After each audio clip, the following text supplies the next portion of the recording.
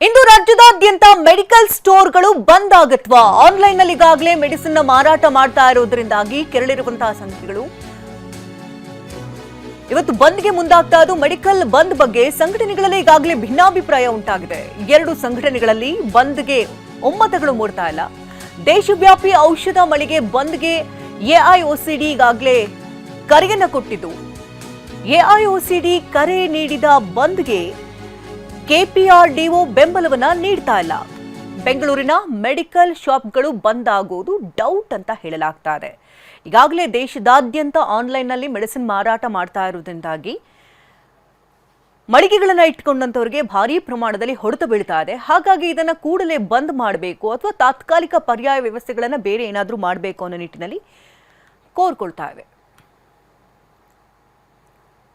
ಈ ಬಗ್ಗೆ ಇನ್ನಷ್ಟು ಡೀಟೇಲ್ಸ್ ನ ಪಡ್ಕೊಂಡ ನೇರ ಸಂಪರ್ಕದಲ್ಲಿ ವಿನಯ್ ಇದ್ದಾರೆ. ವಿನಯ್, ದೇಶದಾದ್ಯಂತ ಹಲವು ಬೇಡಿಕೆಗಳ ಈಡೇರಿಕೆಗೆ ಒತ್ತಾಯಿಸಿ ದೇಶದಾದ್ಯಂತ ಇಂದು ಮೆಡಿಕಲ್ ಶಾಪ್ಗಳನ್ನ ಬಂದ್ ಮಾಡಲಾಗ್ತಾ ಇದೆ.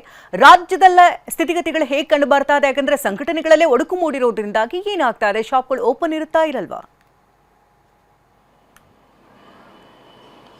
ಶಕುಂತಲಾ, ಕೋವಿಡ್ ಸಮಯದಲ್ಲಿ ಕೇಂದ್ರ ಸರ್ಕಾರ ಮನೆಯಲ್ಲಿ ರೋಗಿಗಳಿರೋದ್ರಿಂದ ಅವರಿಗೆ ಆನ್ಲೈನ್ ಡೆಲಿವರಿಗೆ ಅವಕಾಶವನ್ನು ಕೊಟ್ಟಿತ್ತು. ಆದರೆ ಸದ್ಯಕ್ಕೆ ಇದೇ ಸಗಟು ಮೆಡಿಕಲ್ ಸ್ಟೋರ್ಗಳಿಗೆ ಒಂದು ಮಾರಕವಾಗಿರುವಂಥದ್ದು. ಹೀಗಾಗಿ ಇವತ್ತು ಎಐಒಸಿಡಿ ಅವರು ದೇಶಾದ್ಯಂತ ಎಲ್ಲ ರಾಜ್ಯಗಳಲ್ಲೂ ಕೂಡ ಮೆಡಿಕಲ್ ಸ್ಟೋರ್ಗಳನ್ನು ಒಂದು ದಿನದ ಬಂದ್ಗೆ ಕರೆ ಕೊಟ್ಟಿವೆ. ಹೀಗಾಗಿ ಬೇರೆ ರಾಜ್ಯಗಳಲ್ಲಿ ದೊಡ್ಡ ಮಟ್ಟದಲ್ಲಿ ಅವರಿಗೆ ಸಪೋರ್ಟ್ ಕೂಡ ಸಿಗ್ತಾ ಇದೆ, ಬಂದ್ ಕೂಡ ಆಗ್ತಾ ಇದೆ. ಆದರೆ ಸದ್ಯಕ್ಕೆ ರಾಜ್ಯದಲ್ಲಿ, ಕರ್ನಾಟಕದಲ್ಲಿ ಬೆಂಗಳೂರು ಸೇರಿದಂತೆ ಬಹುತೇಕ ಜಿಲ್ಲಾ ಕೇಂದ್ರಗಳಲ್ಲಿ ಗೊಂದಲದ ಗೂಡಾಗಿದೆ. ಯಾಕೆಂದ್ರೆ ರಾಜ್ಯದಲ್ಲಿ ಪ್ರಮುಖವಾಗಿ ಎರಡು ಸಂಘಟನೆಗಳು ಅಸ್ತಿತ್ವದಲ್ಲಿದೆ. ಒಂದು ಹಳೆಯ ಸಂಘಟನೆ ಆಗಿರುವಂತಹ Karnataka chemist druggist association KCDA ಅನ್ನುವಂಥ ಸಂಘಟನೆ, ಮತ್ತೊಂದು KPRDO ಅನ್ನುವಂಥ ಸಂಘಟನೆ ಹೊಸದಾಗಿ ಶುರುವಾಗಿರುವಂತಹ ಸಂಘಟನೆ. ಸದ್ಯಕ್ಕೆ KPRDO ಸಂಘಟನೆ ರಾಜ್ಯದಲ್ಲಿ ತುಂಬಾ ಜಿಲ್ಲೆಗಳಲ್ಲಿ ಇರೋದ್ರಿಂದ ಅದು ಬಂದ್ಗೆ ಇವತ್ತಿನ ಬೆಂಬಲವನ್ನು ಕೊಟ್ಟಿಲ್ಲ. ಆದರೆ ಕಪ್ಪು ಬ್ಯಾಡ್ಜ್ ಅನ್ನು ಧರಿಸಿಕೊಂಡು ಮೆಡಿಕಲ್ ಸ್ಟೋರ್ಗಳನ್ನು ಓಪನ್ ಮಾಡ್ತೀವಿ 9 ಗಂಟೆ ಬಳಿಕ, ಸಹಜವಾಗಿ ರಾತ್ರಿ 11 ಗಂಟೆವರೆಗೂ ಕೂಡ ನಾವು ಕೆಲಸವನ್ನು ನಿರ್ವಹಣೆ ಮಾಡ್ತೀವಿ ಅಂತ ಹೇಳಿದೆ.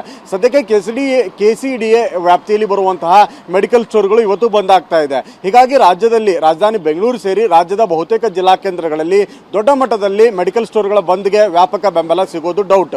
ಮತ್ತೊಂದು ಕಡೆ ಇದರ ಜೊತೆಗೆ ಮೆಡ್ಪ್ಲಸ್ ಆಗಿರ್ಬೋದು, ಅಪೋಲೋ ಫಾರ್ಮಸಿಗಳಾಗಿರ್ಬೋದು, ಅಸ್ಟರ್ ಫಾರ್ಮಸಿಗಳಾಗಿರ್ಬೋದು, ಜನೌಷಧಿ ಕೇಂದ್ರಗಳು ಮತ್ತು ಆರೋಗ್ಯ ಕೇಂದ್ರದ ವ್ಯಾಪ್ತಿಯಲ್ಲಿ ಬರುವಂತಹ ಸರ್ಕಾರಿ ಔಷಧ ಮಳಿಗೆಗಳು ಮತ್ತು ಸರ್ಕಾರಿ ಆಸ್ಪತ್ರೆಯ ಆವರಣದಲ್ಲಿ ಬರುವಂತಹ ಖಾಸಗಿ ಮೆಡಿಕಲ್ ಸ್ಟೋರ್ಗಳಾಗಿರ್ಬೋದು, ಮೆಡಿಕಲ್ ಕಾಲೇಜುಗಳ ವ್ಯಾಪ್ತಿಯಲ್ಲಿ ಬರುವಂತಹ ಮೆಡಿಕಲ್ ಸ್ಟೋರ್ಗಳು ಮತ್ತು ಮೆಡಿಕಲ್ ಕಾಲೇಜುಗಳ ವ್ಯಾಪ್ತಿಯಲ್ಲಿ ಇರುವಂತಹ ಖಾಸಗಿ ಮೆಡಿಕಲ್ ಸ್ಟೋರ್ಗಳು, ಮಾರುತಿ ವಿಜಯನಗರದ ಮಾರುತಿ ಮೆಡಿಕಲ್ ಸ್ಟೋರ್ ಆಗಿರ್ಬೋದು, ದೊಡ್ಡ ದೊಡ್ಡ ಏನು ಕೆಮಿಸ್ಟ್ಗಳಿದ್ದಾರೆ ಅವರ ಸ್ಟೋರ್ಸ್ಗಳೇನಿದ್ದಾವೆ ಇವತ್ತು ಸಹಜವಾಗಿ ಕಾರ್ಯನಿರ್ವಹಣೆ ಮಾಡ್ತವೆ. ಯಾಕೆಂದರೆ ಅವರಿಗೆ ಯಾವುದೇ ರೀತಿಯಂಥ ಸ್ಪಷ್ಟವಾದ ಬೆಂಬಲ ಸಿಕ್ಕಿಲ್ಲ, ಜೊತೆಗೆ ಬಹುಮತದಿಂದ ಅವ್ರ ಬೆಂಬಲವನ್ನು ಕೂಡ ಕೇಳಿಲ್ಲ. ಹೀಗಾಗಿ ಮೇಜರ್ ಆಗಿರುವಂತಹ ಈ ಅಸ್ಟರ್ ಫಾರ್ಮಾ ಆಗಿರ್ಬೋದು, ಅಪೋಲೋ, ಮೆಡ್ಪ್ಲಸ್ ಸೇರಿದಂತೆ ಬಹುತೇಕ ಫಾರ್ಮಸಿಗಳು ಇವತ್ತು ಸಹಜವಾಗಿ ಕೆಲಸ ನಿರ್ವಹಣೆ ಮಾಡ್ತೇವೆ. ಇದರ ಜೊತೆಗೆ KCDA ವ್ಯಾಪ್ತಿಯಲ್ಲಿ ಬರುವಂತಹ ಒಂದಿಷ್ಟು 1,000ದಿಂದ 1,500 ಔಷಧ ಮಳಿಗೆಗಳಿವೆ. ಯಾವ್ಯಾವ ಏರಿಯಾಗಳಲ್ಲಿ ಹೆಚ್ಚಿನ ಸಂಖ್ಯೆಯಲ್ಲಿ ಅವರ ಅಸೋಸಿಯೇಷನ್ನ ಮೆಡಿಕಲ್ ಸ್ಟೋರ್ಗಳಿವೆ, ಅವು ಬಂದ್ ಆಗುವಂಥ ಸಾಧ್ಯತೆ ಇದೆ. ಹೀಗಾಗಿ ಜನರಿಗೆ ಒಂದು ಕಡೆ ಮೆಡಿಕಲ್ ಔಷಧಿಗಳು ಸಿಗದೇ ಇದ್ರ ಪಕ್ಷದಲ್ಲಿ ಮತ್ತೊಂದು ಕಡೆ ಸಿಗುವಂಥ ಸಾಧ್ಯತೆ ಇದೆ. ದೊಡ್ಡ ಕಾರ್ಪೊರೇಟ್ ಮೆಡಿಕಲ್ ಸ್ಟೋರ್ಗಳಾಗಿರುವಂತಹ ಮೆಡ್ಪ್ಲಸ್, ಅಪೋಲೋ, ಅಸ್ಟರ್ ಇವೆಲ್ಲ ಕಾರ್ಯನಿರ್ವಹಣೆಯಿಂದ ದೊಡ್ಡ ಮಟ್ಟದಲ್ಲಿ ಜನರಿಗೆ ಇವತ್ತಿನ ಬಂದ ಬಿಸಿ ತಟ್ಟೋದು ಡೌಟ್. ಓಕೆ, ಹಾಗೆ ವಿನಯ್, ನಾವು ಗಮನಿಸ್ತಾ ಇದ್ದೇವೆ ಅಂದ್ರೆ ಎರಡು ಸಂಘಟನೆಗಳಲ್ಲಿ ಈಗಾಗಲೇ ಒಡಕು ಮೂಡಿದೆ. ಒಂದು ಕಡೆ ಬಂದ್ ಆಗ್ಬೇಕು ಅಂತಾರೆ, ಒಂದು ಬಂದ್ ಆಗ್ಬಾರ್ದು ಅಂತಾರೆ. ಆದ್ರೆ ಇಬ್ಬರ ಉದ್ದೇಶ ಒಂದೇ, ಬೇಡಿಕೆಗಳು ಈಡೇರಬೇಕು ಅನ್ನೋದು. ಯಾಕೆ ಈ ರೀತಿ ಮನಸ್ತಾಪಗಳಾಗಿದೆ ಇಬ್ಬರ ನಡುವೆ ಅಂತ? ಇದರಿಂದ ಜನರಿಗೂ ಕೂಡ ಗೊಂದಲ ಆಗುತ್ತಲ್ವಾ? ಖಂಡಿತ ಶಕುಂತಲಾ, ಸದ್ಯಕ್ಕೆ KCDA ಏನಿದೆ ಇದು 50 ವರ್ಷಗಳ ಹಳೆಯ ಸಂಸ್ಥೆ. ಅಂದರೆ ಈ ಕೆಮಿಸ್ಟ್ ಡ್ರಗ್ಗಿಸ್ಟ್ ಅಸೋಸಿಯೇಷನ್, ರಾಜ್ಯದ ಅಸೋಸಿಯೇಷನ್ ಏನಿದೆ ಇದು ಕಳೆದ ಹಲವು ವರ್ಷಗಳಿಂದನೂ ಕೂಡ ಕೆಲಸ ನಿರ್ವಹಣೆ ಮಾಡ್ಕೊಂಡು ಬಂದಿತ್ತು. ಆದರೆ ಕಳೆದ ಕೋವಿಡ್ ಸಮಯದಲ್ಲಿ ಎರಡು ಅಸೋಸಿಯೇಷನ್ ಅಲ್ಲಿ ಒಂದಿಷ್ಟು ಗೊಂದಲಗಳಾಗಿತ್ತು. ಹೀಗಾಗಿ KPRDO ಸಂಘಟನೆ ಏನಿದೆ ಇದು ಇವತ್ತಿನ ಬಂದ್ಗೆ ಅವರ ಅಸೋಸಿಯೇಷನ್ನ ಬೆಂಬಲವನ್ನು ಕೊಟ್ಟಿಲ್ಲ. ಮೊದಲು ಒಂದೇ ಸಂಸ್ಥೆಗಳಾಗಿತ್ತು, ಅದೇ ಸಂಸ್ಥೆ ಇಬ್ಬಾಗ ಆಗಿ ಈಗ ಎರಡು ಸಂಸ್ಥೆಗಳಾಗಿದೆ. KPRDO ಸ್ವಲ್ಪ ಮಟ್ಟಿಗೆ ದೊಡ್ಡ ಮಟ್ಟದಲ್ಲಿ ಈಗ ತನ್ನ ರಾಜ್ಯದಲ್ಲಿ ವ್ಯಾಪ್ತಿಯನ್ನು ವಿಸ್ತರಿಸಿಕೊಂಡಿದೆ. ಬಹುತೇಕ 10,000 20 ಸಾವಿರಕ್ಕಿಂತ ಹೆಚ್ಚಿನ ಮೆಡಿಕಲ್ ಸ್ಟೋರ್ಗಳು ಜಿಲ್ಲಾ ಕೇಂದ್ರಗಳಾಗಿರ್ಬೋದು ಬೆಂಗಳೂರಲ್ಲಿ ಅವರ ವ್ಯಾಪ್ತಿಗೆ ಬರ್ತವೆ. ಆದರೆ KPRDO ಏನಿದೆ ಇದು ಆನ್ಲೈನ್ ಮೆಡಿಸಿನ್ ಮಾರಾಟಕ್ಕೆ ಮೊದಲ ಬಾರಿಗೆ ಕೋರ್ಟ್ ಮೊರೆ ಕೂಡ ಹೋಗಿತ್ತು. ಜೊತೆಗೆ ಕೇಂದ್ರ ಸರ್ಕಾರಕ್ಕೆ ಕೂಡ ಗಮನವನ್ನು ಸೆಳೆದಿತ್ತು. ರಾಜ್ಯ ಸರ್ಕಾರದಲ್ಲೂ ಕೂಡ ನಿರಂತರವಾಗಿ ಹೋರಾಟವನ್ನು ಮಾಡ್ಕೊಂಡು ಬಂದಿತ್ತು. ಆನ್ಲೈನಲ್ಲಿ ಮಾರಾಟ ಔಷಧಿಗಳ ಮಾರಾಟ ಆಗಿರ್ಬೋದು, ವ್ಯಾಪಕವಾಗಿ ರಿಯಾಯಿತಿ ಕೊಡುವಂಥದ್ದಾಗಿರ್ಬೋದು, ವೈದ್ಯರ ಸಲಹಾ ಚೀಟಿ ಇಲ್ಲದೆ ಔಷಧಿಗಳನ್ನು ಜನರಿಗೆ ಕೊಡುವಂಥದ್ದು, ಅಪಾಯಕಾರಿಯಾಗಿರುವಂತಹ ಮೆಡಿಸಿನ್ಸ್ಗಳನ್ನು ಸುಲಭಕ್ಕೆ ಮೆಡಿಕಲ್ ಸ್ಟೋರ್ಗಳಲ್ಲಿ ಜನ ಬಂದು ಕೇಳಿದ ತಕ್ಷಣ ಕೊಟ್ಟುಬಿಡುವಂಥದ್ದು ಈ ರೀತಿಯಾಗಿ ಆಗ್ತಾ ಇತ್ತು. ಇವುಗಳ ವಿಚಾರಕ್ಕೆ ಸಂಬಂಧಪಟ್ಟಂತೆ ಅವರೊಂದು ಹೋರಾಟವನ್ನು ಆರಂಭ ಮಾಡಿದ್ರು. ಇದನ್ನ EIOCD ಕೂಡ ಗಂಭೀರವಾಗಿ ಪರಿಗಣಿಸ್ತದೆ. ಯಾಕಂದರೆ ಇದು ದೇಶಾದ್ಯಂತ ದೊಡ್ಡ ಮಟ್ಟದಲ್ಲಿ ಸಮಸ್ಯೆ ಆಗ್ತಾ ಇದೆ. ಸಗಟು ಮಾರಾಟ ಮಾಡುವಂತಹ ಮೆಡಿಕಲ್ ಸ್ಟೋರ್ಗಳಿಗೆ ಹೊಡೆತ ಆಗ್ತಾ ಇದೆ. ಯಾಕಂದರೆ ಕ್ವಿಕ್ ಆಗಿ ಸ್ವಿಗ್ಗಿ, ಜೊಮ್ಯಾಟೊ ಈ ರೀತಿಯಂತ ಆ್ಯಪ್ಗಳಲ್ಲಿ 10 ನಿಮಿಷಗಳಲ್ಲಿ ಯಾವುದೇ ಔಷಧಿಗಳು ವೈದ್ಯರ ಸಲಹೆ ಇಲ್ಲದೆ ಸಿಗ್ತಾ ಇದೆ.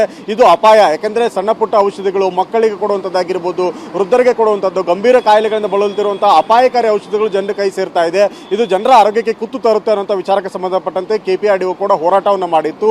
ಆದರೆ ಇದೇ ವಿಚಾರವನ್ನು ಇಟ್ಕೊಂಡು ಈಗ EIOCD ದೇಶವ್ಯಾಪ್ತಿ ಹೋರಾಟಕ್ಕೆ ಮುಂದಾಗಿದೆ. ಮಹಾರಾಷ್ಟ್ರ ಸೇರಿದಂತೆ ತುಂಬಾ ದೊಡ್ಡ ರಾಜ್ಯಗಳಲ್ಲಿ ಇದಕ್ಕೆ ವ್ಯಾಪಕವಾದ ಬೆಂಬಲ ಸಿಗ್ತಾ ಇದೆ. ರಾಜ್ಯದಲ್ಲಿ ಎರಡೂ ಸಂಘಟನೆಯ ನಾಯಕರ ನಡುವೆ, ಅಧ್ಯಕ್ಷರ ನಡುವೆ KCDಯ ರಘುನಾಥ್ ಆಗಿರ್ಬೋದು, KPRDOನ ಜೈರಾಮ್ ಇಬ್ಬರ ನಡುವಿನ ಏನು ಮನಸ್ತಾಪ ಏನಿದೆ ಇದು ಒಂದು ರೀತಿಯಂತಹ ಸ್ಪಷ್ಟವಾದಂತಹ ಒಂದು ನಿಲುವಿಗೆ ಬರೋದಕ್ಕಾಗಿಲ್ಲ. ಹೀಗಾಗಿ KCDA EIOCD ನಮಗೆ ಬೆಂಬಲ ಕೇಳಿದೆ ಅನ್ನೋಂಥ ಕಾರಣಕ್ಕಾಗಿ ಇವತ್ತು ರಾಜ್ಯ ವ್ಯಾಪ್ತಿ ತನ್ನ ಸಂಘಟನೆಗಳಿಗೆ ಬಂದ್ ಮಾಡೋದಕ್ಕೆ ಸೂಚನೆ ಕೊಟ್ಟಿದೆ.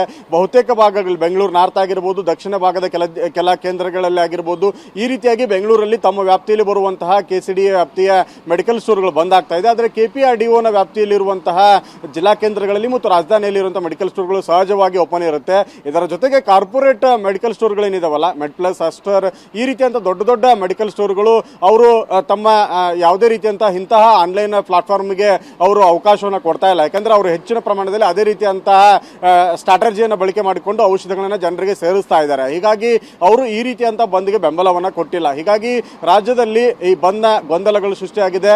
ಜನರಿಗೂ ಕೂಡ ಇವತ್ತು ಮೆಡಿಕಲ್ ಸ್ಟೋರ್ಗಳು ಇರುತ್ತಾ, ನಾವು ಔಷಧಿಗಳನ್ನು ಖರೀದಿ ಮಾಡೋದಕ್ಕೆ ಹೋಗ್ಬೋದಾ ಬೇಡವಾ, ಜೊತೆಗೆ ಆಸ್ಪತ್ರೆಗಳ ಆವರಣದಲ್ಲಿ ಸಿಗ್ತಾ ಇದೆ ಇಲ್ವಾ ಅನ್ನೋಂಥ ಗೊಂದಲಗಳಿತ್ತು. ಆದರೆ ಸಾರ್ವಜನಿಕ ವ್ಯಾಪ್ತಿಯಲ್ಲಿ ಈಗಾಗಲೇ ಆಹಾರ ಮತ್ತು ಸುರಕ್ಷತಾ ಗುಣಮಟ್ಟ ಇಲಾಖೆ, ಔಷಧಿ ಗುಣಮಟ್ಟ ಇಲಾಖೆ ಏನಿದೆ ತನ್ನ ವ್ಯಾಪ್ತಿಯಲ್ಲಿ ಬರುವಂತಹ ಎಲ್ಲ ಸರ್ಕಾರಿ ಆಸ್ಪತ್ರೆ ಆವರಣದಲ್ಲಿ ಆಗಿರ್ಬೋದು, ಮೆಡಿಕಲ್ ಕಾಲೇಜುಗಳ ಆವರಣದಲ್ಲಿ ಬರುವಂತಹ ಮೆಡಿಕಲ್ ಸ್ಟೋರ್ಗಳಿಗೆ ಇವತ್ತು ಸಹಜವಾಗಿ ಕಾರ್ಯನಿರ್ವಹಣೆ ಮಾಡಿ ಒಂದೊಮ್ಮೆ ಯಾರಾದರೂ ಒತ್ತಾಯಪೂರ್ವಕವಾಗಿ ಏನಾದರೂ ಮುಚ್ಚೋದಕ್ಕೆ ಬಂದ್ರೆ ಪೊಲೀಸರ ಸಂಪರ್ಕ ಹಾಗೆ ಸಂಪರ್ಕದಲ್ಲಿ ವಿನಯ್